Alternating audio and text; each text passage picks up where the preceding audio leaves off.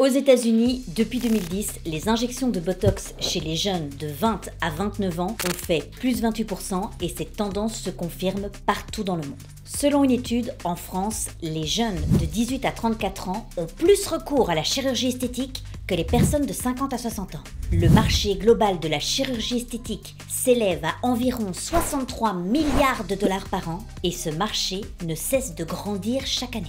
Dans notre société, la technologie supplante parfois la chirurgie. Un filtre existe sur TikTok, le bold glamour. Un visage non seulement parfait, mais réaliste. Tellement réaliste qu'on peut beaucoup mieux s'identifier. On montre aux personnes une version d'eux-mêmes, mais qu'ils ne pourront jamais devenir. C'est-à-dire que même avec de la chirurgie esthétique, on n'aura jamais ce rendu. Ces filtres créent une insatisfaction constante sur notre apparence. Mais au final, où est-ce que tout a commencé? Les techniques non invasives comme le Botox ou l'acide hyaluronique sont-ils réellement sans conséquence? Bienvenue dans ce nouveau « Ce qu'on ne vous a jamais dit ». Comment? Moins d'artifice, plus de naturel. Mais là je suis dans le noir, hein, donc vous êtes complètement con.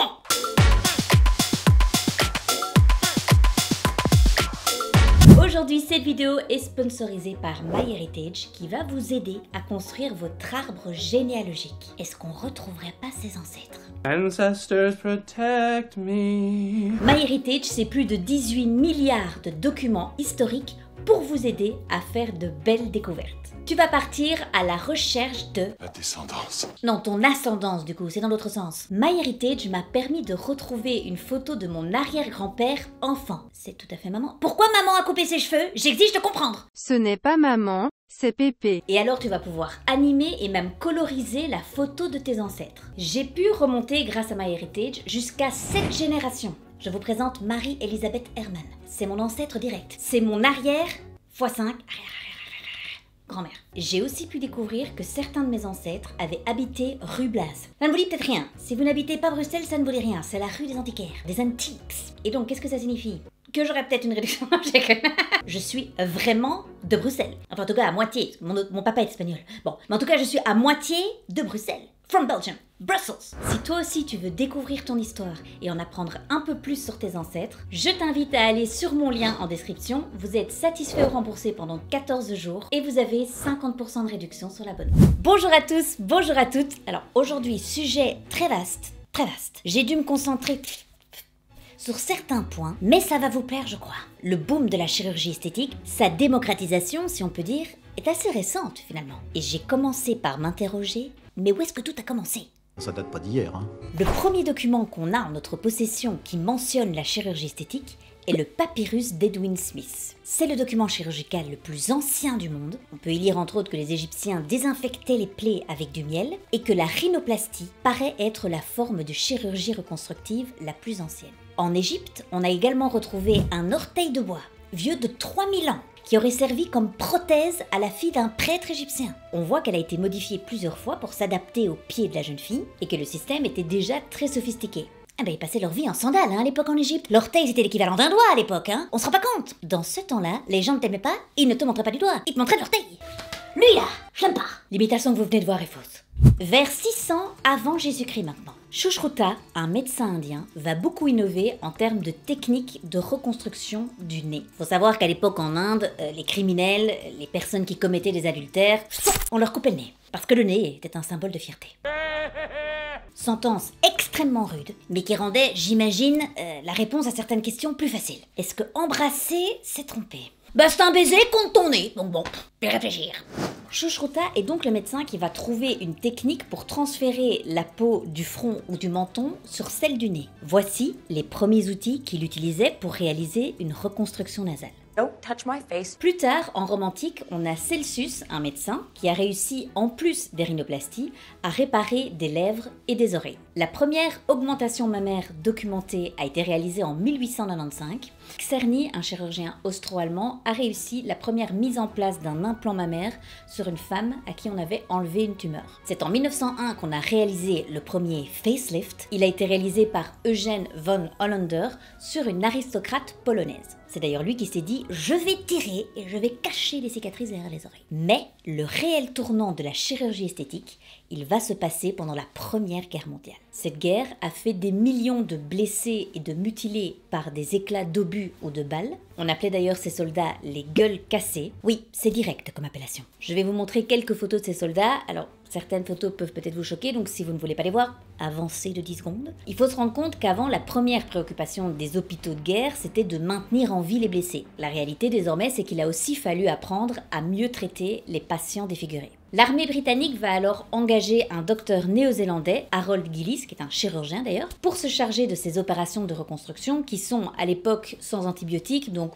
plutôt risqué. Gillis, à travers plusieurs techniques, va réussir à accomplir des résultats incroyables pour l'époque. Ce chirurgien va militer en Angleterre auprès du Bureau de la guerre pour la création d'hôpitaux spécialisés dans le traitement des soldats mutilés. Et il sera écouté puisqu'en 1917, le Queen's Mary Hospital ouvre ses portes. C'est l'un des tout premiers hôpitaux dédiés à la reconstruction faciale qui ouvre en plein Londres. Au cours de la Première Guerre mondiale, Gillis et son équipe réalisèrent plus de 11 000 interventions. Je vais vous montrer encore quelques photos, attention. Et la plupart de ces interventions ont été faites au niveau du visage sur plus de 5 000 hommes. Pour la première fois, au lieu de se concentrer uniquement sur la récupération physique du patient, on prenait également en compte l'aspect esthétique. Gillis va clairement poser les bases de la chirurgie esthétique moderne. Le docteur Gillis est également connu comme étant l'un des premiers médecins qui a réalisé des opérations de réattribution sexuelle à la fin des années 40. Le patient né avec des attributs sexuels féminins a pu bénéficier d'une phalloplastie réussie. À travers l'histoire de la chirurgie esthétique, on se rend compte qu'elle a commencé en étant plus de la chirurgie reconstructrice, qui est d'ailleurs encore aujourd'hui une branche de la chirurgie plastique qui se divise en chirurgie esthétique et chirurgie reconstructrice.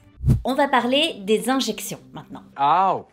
The Botox. Avant de parler de Botox et d'acide hyaluronique, revenons d'abord aux toutes premières injections qui ont été réalisées, il n'y a pas si longtemps d'ailleurs, au début du XXe siècle. Les premières injections à visée cosmétique ont été réalisées à base de vaseline. Ça a été très vite abandonné, oui. Le produit se ramollissait après injection. Ah, c'est pas ce qu'on veut. Un effet fondu sur ta teuté, c'est quand même globalement pas ce qu'on cherche. Donc très vite, on est passé sur la paraffine. Super résultat, au début, sympa. Puis après quelques années, on s'est dit, quand même beaucoup de gens qui ont des drôles de teuté. La paraffine créait des complications, ça créait des nodules, mais qui étaient quasiment impossibles à retirer. Le produit migrait également. Bon là, j'en fais peut-être un peu beaucoup, mais je veux dire, le produit ne restait pas à l'endroit de l'injection, il foutait le camp. C'est un problème. Pourtant, dans les années 30, la technique était très populaire. À Manhattan, il y avait plus de 2000 instituts de dermatologie, anti-rides et des professionnels d'injection de paraffine. Résultat, les séquelles des injections de paraffine ont pu être observées pendant des dizaines d'années après. Ensuite, entre les années 60 et 2000, on a injecté du silicone liquide pour rehausser les pommettes et pour redessiner la bouche. Dans le temps, le silicone est aussi peu fiable que la paraffine. Le produit, comme la paraffine, a un petit goût pour l'aventure. Qu'est-ce que tu fous là? Et alors, dans certains cas, il restait bien en place, mais grâce à la réaction inflammatoire qu'il créait. C'est pas mieux. Résultat, les pommettes qui étaient au début raisonnablement augmentées devenaient de plus en plus grosses dans le temps. C'est ce qu'on appelle un effet contre-productif. Excusez-moi. Cette vidéo me fait avoir des tics bizarres. Le silicone liquide injectable à visée cosmétique est interdit en France depuis 2001. Ensuite, c'est 2 ans plus tard que la FDA, donc en 2003, va approuver l'utilisation cosmétique de l'acide hyaluronique, car il est relativement stable et il a d'excellents résultats. Ça fait donc 20 ans qu'il est sur le marché. Au vu de l'histoire, on va peut-être attendre un peu quand même. Depuis quelques années, les procédures esthétiques non chirurgicales, donc comme le Botox et l'acide hyaluronique, ont fortement augmenté. Ce sont d'ailleurs les 2 procédures les plus pratiquées au monde en 2021. Pour décrire les injections de Botox et d'acide hyaluronique, on utilise aussi souvent le terme procédure non invasive. Je trouve que ça sous-entend pas trop risqué. En plus, j'ai parfois l'impression qu'on n'en sait pas tant que ça, finalement, sur ces 2 procédures. Donc creusons, enfin piquons surtout. On commence par le Botox ou toxine botulique, une neurotoxine 100 fois plus mortelle que le cyanure et à l'origine d'une maladie qui porte le nom de botulisme. Prometteur. Ses propriétés peuvent en faire une arme chimique également. Best idea ever! Alors évidemment, à usage esthétique, il est utilisé à très faible dose, mais c'est toujours sympa de savoir d'où on part quand même. Bon, le Botox stoppe le message nerveux qui arrive au muscle, celui qui lui dit de se contracter. Le muscle ne se contracte donc plus. La première fois qu'on a injecté de la toxine botulique, c'était dans les années 70. Et pas du tout pour effacer des rides, non. C'est un certain Alan Scott, qui était ophtalmologue, qui a transformé la toxine botulique en produit pharmaceutique. Il a commencé à étudier ce traitement médical pour de graves déficiences oculaires comme le strabisme ou des cas de spasme hémifacial. Il commercialise alors son produit qui s'appelle l'oculinum. Mais ce Alan Scott, il savait que ce produit pouvait faire des miracles au niveau neurologique, mais il savait absolument pas qu'il pouvait fonctionner comme agent esthétique. Donc, en 1991, il va vendre les droits de la toxine botulique à un groupe américain pour 4,5 millions de dollars. Oh no, no, no, no! Le marché mondial du Botox, c'est plus de 7 milliards en 2022. Projection presque 16 milliards en 2032. Aujourd'hui, le Botox est utilisé dans plus de 100 traitements, sans compter la chirurgie esthétique. S'il avait gardé les droits un petit peu plus longtemps, il aurait été milliardaire. Comme je vous le disais plus haut, le Botox est souvent perçu comme sans conséquence sur le long terme, vu que son action est éphémère. D'ailleurs, de plus en plus de personnes jeunes se le font injecter préventivement. Or, si vous vous injectez trop de Botox, trop vite, trop jeune, ça peut au contraire vous faire paraître plus vieux ou plus vieille. Je vous explique. Les effets du Botox ne durent que de 3 à 6 mois. Mais si on fige trop tôt et trop souvent, les muscles du visage vont s'affaiblir avec le temps. Un muscle qui n'est pas sollicité, il s'atrophie. Pensez au gars ou à la meuf qui vient de retirer son plâtre, ses muscles sont partis en vacances. Je prends le front.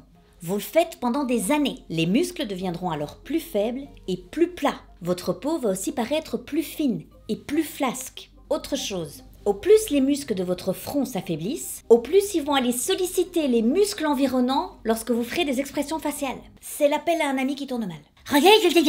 Du coup, tu peux plus utiliser ton front, donc tu vas commencer à beaucoup plus plisser des yeux en utilisant ton nez, ce qui veut dire que tu vas aussi avoir de nouvelles rides à côté de ton nez. Résultat, t'as encore besoin de plus de Botox pour combler les rides des autres muscles qui ont été sollicités. C'est ce qu'on appelle le cercle sans fin. Au plus tu figes des parties de ton visage, au plus tu risques ce moment que moi j'appelle frozen. Are you happy? Are you sad? Nobody knows. L'objectif, c'est pas de dire oui Botox, non Botox. Bon, chacun fait ce qu'il veut. Par contre, surtout pour les plus jeunes, privilégiez les microdoses à certains endroits et n'en abusez pas. Et maintenant, pour toutes les personnes qui font des injections, le choix du médecin pour faire vos injections est super important. C'est ce qui fera la différence pour tout, en réalité. Bing! Aujourd'hui, des esthéticiennes, des coiffeurs se lancent dans les injections. Éphémère ne veut pas dire sans risque. Si on réalise mal une injection d'acide hyaluronique autour des yeux, on peut boucher l'artère de la rétine et si on ne réagit pas vite, ça peut entraîner à terme la cécité. Vous pouvez devenir aveugle. Holy shit. Avec une surdose de Botox, on peut également avoir la paupière qui s'affaisse. Dans ce cas-ci, c'est pas permanent, mais c'est quand même 3-4 mois. Dans cette position, c'est embêtant. L'acide hyaluronique dans les lèvres, si c'est mal fait, on peut aussi avoir des occlusions vasculaires, qui sont l'une des pires complications qu'on peut avoir avec du filler. C'est un petit peu le même principe qu'avec les yeux. Si on touche une artère, on peut la boucher, et à terme, si on ne fait rien, elle peut se nécroser et on peut perdre une partie de sa lèvre. Évidemment, ici, ce sont des cas graves, donc faut pas paniquer non plus. Mais vu les risques encourus, on ne met pas son visage entre les mains de n'importe qui. Les coiffeurs sont formidables, même s'il leur arrive parfois de nous rater, mais ils travaillent sur une matière inerte. Et même là, regardez les dramas que ça peut entraîner. Ils ne sont pas formés à travailler sur un visage. Maintenant, on va parler de l'acide hyaluronique. On pense que cet acide met entre 6 et 12 mois pour se dissoudre complètement. On l'a cru pendant longtemps, mais il semblerait que ce soit pas le cas. Dans certains cas, il ne se dissout pas à 100%. Il existe des preuves de patients qui ont reçu des produits de comblement comme l'acide hyaluronique il y a plus de 10 ans et qui n'ont plus reçu d'injection depuis. On leur a fait faire un IRM et on peut voir que même après des années, il y a encore une partie de l'acide qui est présent. Oui, le filler peut également migrer, c'est l'aventure. Dans les lèvres notamment, où il va migrer vers le haut et le centre des lèvres. C'est pour ça qu'on peut avoir cet aspect un peu duck face, du coup. Parfois, on ne voit plus le filler à l'œil nu, donc on réinjecte au même endroit, et donc il en restait un peu, on va rajouter une couche sur une autre couche déjà présente, ce qui fait qu'on peut avoir des volumes disgracieux à travers le temps. C'est comme le Botox, si on injecte trop et trop jeune, au fil des années, ça se verra. Et le problème, il est le même avec l'acide. Comme les effets ne sont plus visibles après quelques mois, on a tendance à recommencer et donc à rentrer dans un cercle vicieux. En plus, comme certaines procédures de chirurgie esthétique sont des effets de mode, quand la mode s'adapte, ça crée aussi des problèmes. Oh! I wish I'd never touched anything. Donc maintenant, certaines filles qui se sont mis beaucoup de fillers veulent dissoudre le filler qu'elles se sont mis dans le visage et dans les lèvres. Et oui, il existe une enzyme qui dissout l'acide hyaluronique, elle s'appelle l'hyaluronidase. C'est pour ça qu'il y a beaucoup de gens qui se disent « Bon, je m'injecte de l'acide, mais c'est pas grave, à tout moment, je peux faire marche arrière. » On va voir que c'est pas si simple. Petite parenthèse, c'est aussi pour ça qu'il faut bien choisir le médecin qui fait vos injections, parce que si malencontreusement il touche une artère, il pourra tout de suite injecter l'enzyme et dissoudre l'acide hyaluronique. Tandis que votre coiffeur n'aura probablement pas cette enzyme à portée de main. On peut dissoudre l'acide, mais certaines personnes qui ont mis trop de fillers ont eu parfois des mauvaises expériences et également des complications comme des douleurs brûlantes par exemple. Certaines personnes aussi, comme elles se sont vues avec beaucoup de fillers pendant une longue période, après qu'on les dissout, elles décrivent souvent un affaissement accru du visage, elles se disent trop dégonflées. Et c'est vrai que l'acide hyaluronique il va venir stretcher les tissus, ces produits sont très hydrophiles donc ils vont avoir tendance à s'étendre, et quand on retire le produit, les tissus ont l'air dégonflés, distendus. Il y a aussi un autre aspect que certains chirurgiens observent, mais davantage d'études doivent encore être faites dans ce domaine. Certaines personnes, quand on leur injecte donc l'enzyme pour détruire l'acide hyaluronique, elles détruisent à la fois le filler, mais aussi l'acide hyaluronique qui est naturellement présent dans nos tissus. Parce que oui, l'acide hyaluronique et l'hyaluronidase sont présents naturellement dans le corps. Donc concrètement, certaines personnes, quand on dissout l'acide dans leurs lèvres notamment, elles se rendent compte qu'elles ne retrouvent pas le niveau d'acide hyaluronique qui était présent même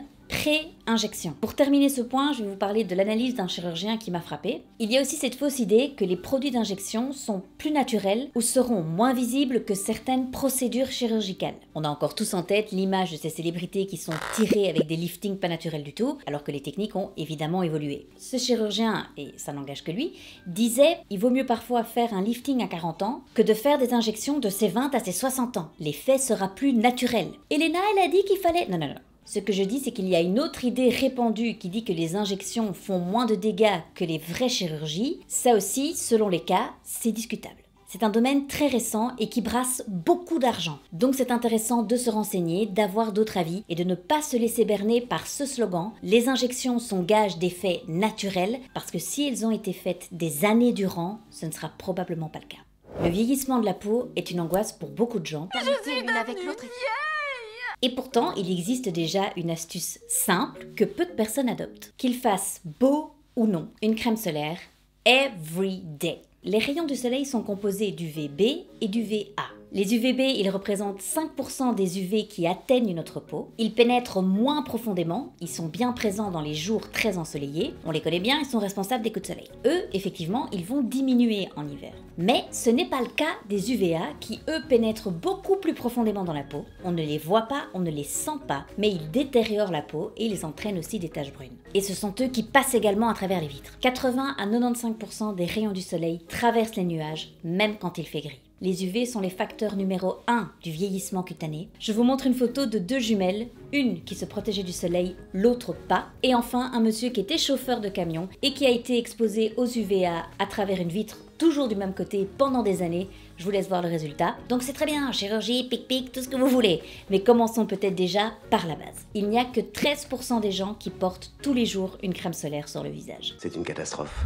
Je terminerai cette vidéo où j'aurais pu continuer 2 ans. Mais bon, à un moment donné, il faut choisir l'axe qu'on veut traiter. La vie sur les réseaux sociaux, les hashtags, les trends, colporteront toujours une vision simpliste et déformée de la réalité. Tu fitteras jamais si t'es pas refaite, vu que c'est temporaire, c'est sans danger. J'espère qu'à travers cette vidéo, j'ai pu attirer votre attention sur le fait que c'est un petit peu plus compliqué que ça. Il existe beaucoup de cas de figure, des cas où la chirurgie fonctionne, évidemment, mais de la même manière qu'il existe autant de scénarios que de cas traités, là où la société veut uniformiser notre aspect, nous faire tous coller à la tendance du moment, je crois qu'au contraire, il existe une place pour chacun de nous, pour la beauté de chacun de nous. L'équilibre, le dosage correct, fait que tout a pu émerger un jour, et c'est l'excès qui fait que tout pourrait disparaître. Peu importe ce que vous faites, gardez bien toujours à l'esprit cette balance qui est présente dans toute chose sur cette planète, et qui doit, je pense, redevenir une priorité quand il s'agit de votre corps. Je vous retrouve dans 2 semaines, prenez bien soin de vous.